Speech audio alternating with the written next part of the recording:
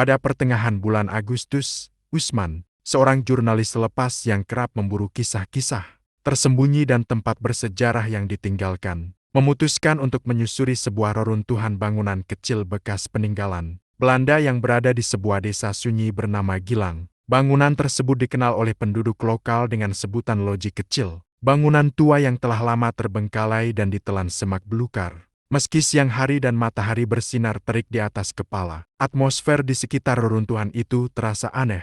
Udara di sekitarnya tidak sejalan dengan panas yang menyengat. Suasananya lebih mirip senja di tengah hutan, dengan hawa sejuk dan keheningan yang menekan dada. Pepohonan tinggi tumbuh tanpa pola, seperti berdiri menonton, diam, namun sadar. Seolah-olah tempat itu telah lama tidak disentuh waktu. Reruntuhan itu tersusun dari bata tua. Sebagian besar dindingnya telah retak dan ditumbuhi lumut hijau kehitaman. Beberapa bagian atap sudah runtuh, menyisakan rangka kayu lapuk dan serpihan genting berserakan. Namun di tengah kehancurannya, ada bagian-bagian yang tampak tetap berdiri dengan angkuh, seakan menolak untuk benar-benar tumbang. Usman mengambil beberapa foto, lalu melangkah lebih dalam ke bagian dalam bangunan. Begitu melewati lengkungan pintu yang nyaris roboh, segalanya berubah. Suara-suara dari luar, suara serangga, burung, bahkan angin lenyap begitu saja. Yang terdengar hanya suara langkah kakinya sendiri, bergema ringan di lantai berdebu. Ruangan itu luas, namun kosong. Di sudut,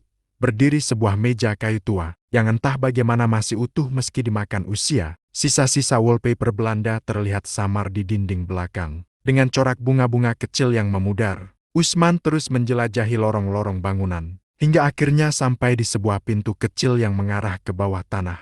Tangga kayunya rapuh, namun masih bisa diinjak dengan hati-hati. Ia menuruni anak tangga, masuk ke ruang bawah tanah yang sempit dan gelap, hanya diterangi senter kecil yang ia bawa. Di ruang bawah tanah itu, udara menjadi lebih dingin. Ruangannya lembab, bau logam dan kayu basah menyatu dalam aroma yang asing. Rak-rak kayu tua berjajar di sisi ruangan, sebagian besar kosong, kecuali satu peti kecil di sudut. Warnanya pudar, namun terlihat kokoh. Tanpa curiga, Usman membukanya. Di dalam peti, terdapat tumpukan kertas tua berbahasa Belanda, yang sebagian besar mulai hancur dimakan usia. Di balik kertas-kertas itu, tersembunyi sebuah cermin kecil dengan bingkai perak yang menghitam. Ia mengangkatnya, namun, yang ia lihat di dalam cermin bukanlah dirinya. Cermin itu memantulkan sosok lain, seorang pria asing, berwajah pucat dan mengenakan seragam Belanda tua yang berlumuran darah kering. Sosok itu menatap langsung ke arah Usman dari dalam cermin, lalu tersenyum dengan senyum yang dingin dan penuh makna. Bukan senyum menyambut, melainkan senyum yang menyimpan sejarah pahit dan peringatan yang tidak terucap. Usman pun terkejut.